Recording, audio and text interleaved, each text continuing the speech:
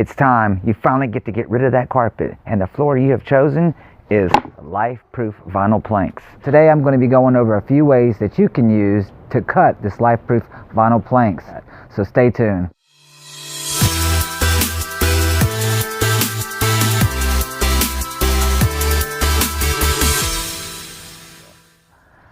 Hi, welcome to YouFloor Flooring Tips and Tricks. I'm your host, Zanone Hunt. Let me give you a little bit of background on myself.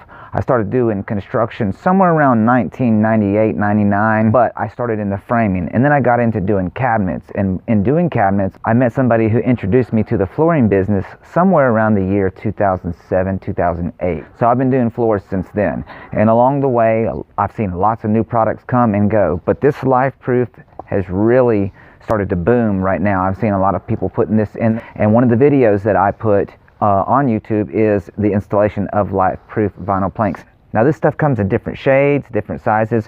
One of the videos we did actually had vinyl tiles, so they look like ceramic tiles, but they were actually the LifeProof vinyl tiles.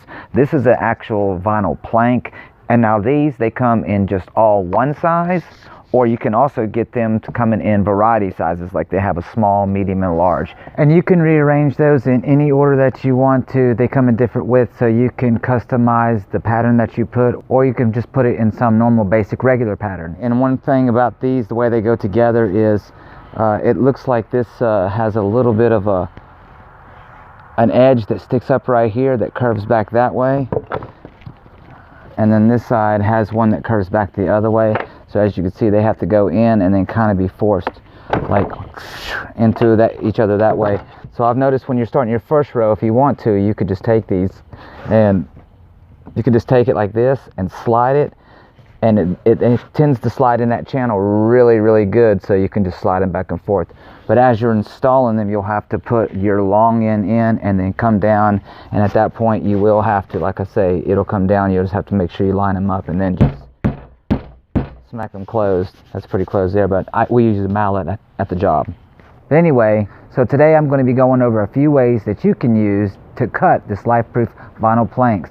And I'm sure that there's some other ways that somebody out there has ideas that you can use to cut this stuff, but I'm talking about these are practical, and I have actually used them on the job. So I don't want to waste any time. Let's jump right into the video. Okay, so there's many ways to cut this stuff. It's very soft material. It's not like a laminate or like a wood. This right here is a laminate cutter, and we bought this a while back to help us on the job, and tell you what, it has been a dream. It has saved us a lot of time running in and out of the house to go and have to cut stuff running back to the saw. So anyway, this stuff cuts great in here. It's got a big long blade that runs across the bottom here, and it's just like a guillotine. So you basically would just stick this in there, and of course you went on to do, when you're installing, you turn your board around backwards, mark it, and I put the X on the side that I don't need. So for example, if I had a mark right here with an X right there, I would slide it in over to where it is. This comes out, and then I pull it down.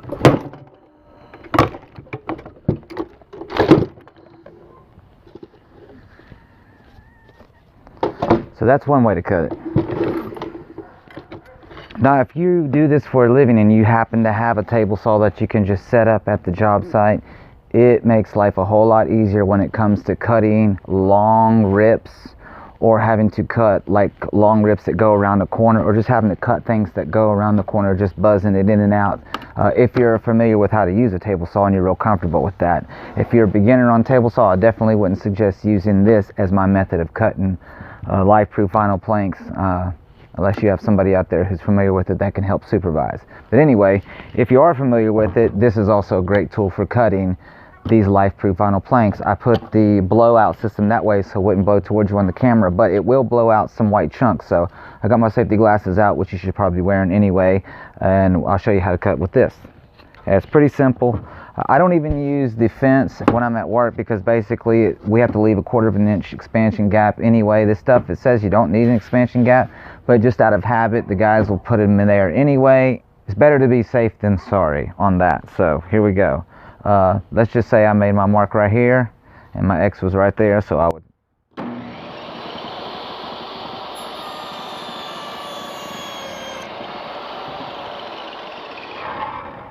And as you can see, it made a nice clean cut, a really good clean cut. And I know it looks somewhat square, but that's because I eyeballed it across the edge here. Someone asked me one time, how do you keep it so straight? And I guess it's just eyeballing the side pieces and this and just doing it over a long period of time. But that's one way to get it cut, and get it cut fairly straight with a nice clean edge. But as I said, as you can see, it does throw some white plastic dust on you, or whatever the stuff is made out of, PVC or whatnot.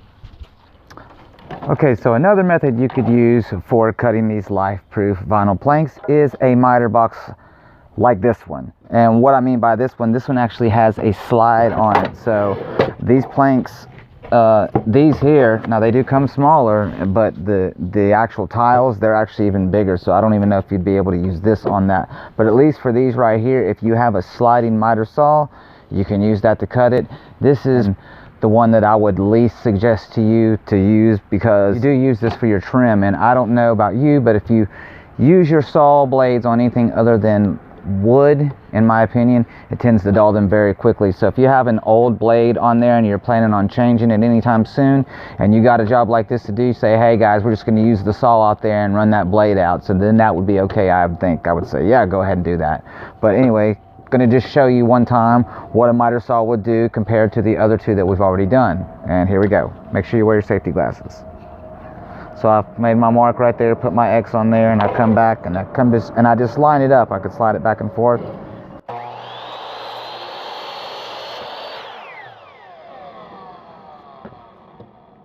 And that one makes a pretty clean cut as well. Actually pretty straight and pretty square. Okay, this next method is my least preferred method. As far as grueling, this would be my least favorite, but it's also my favorite when it comes to cutting like circles, or if you happen to cut around door jambs or anything such as that, we have to cut and do a lot of that, is a jigsaw. But if this is the only thing that you have to cut, you've got to cut, when you have to cut long rips, oh, it is a pain. Or if you're just having to cut across all day long, this can be a pain. But it does get the job done. So I'll show you how it is with a jigsaw. And I'll cut some curves too. How about that?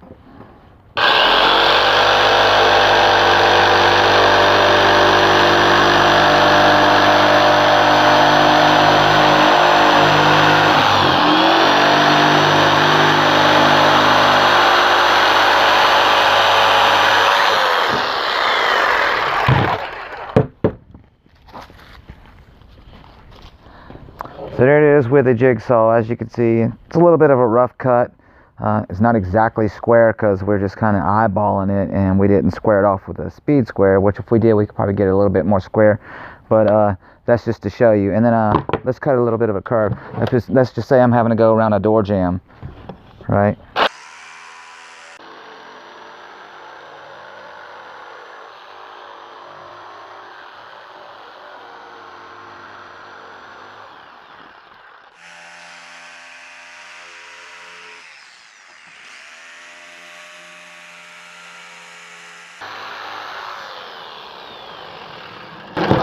Anyway, good for cutting around circles or cutting around door jambs, something like that. Not what I would want to cut for long rips or all day long as my cutter. And of course, my favorite method and the most preferred by I think almost everyone who does this for a living is just a plain old razor knife. I know it sounds weird, but you can do a lot with this if you're just doing straight cuts. If you have a big open room and it's just a starter at that end, and then a full board, a full board, a full board, and then a cut piece at the end, a razor knife is going to be your best friend when it comes to that. So I'll show you how we do that. Basically, if you have a really sharp knife, a brand new blade, it only takes the scoring of it one time. As you see, I scored it and pretty straight as well. Then I just bend it over my knee and just break it off. Sometimes if you don't get it to where it breaks off, you may have to flip it over and cut the little black pad that they put on the back there. You may have to cut that off just to get through. But again, and here's a shorter piece. So, and I'll cut this with a little bit of a curve to it too, just to show you. And I'm gonna score this twice just because I did it with a curve, just to show you if I do have to do something like that. Even a curve is not too hard. Even a curve is not too hard. So that's a method you could use for cutting LifeProof vinyl planks. I hope that helped. And there you go. There's the 5 ways that I know to cut LifeProof vinyl planks. If there's a way that you know how to do it that's even easier or it works more efficient for you, leave it in the comments. I'd love to hear it. Maybe I can adapt it on my job.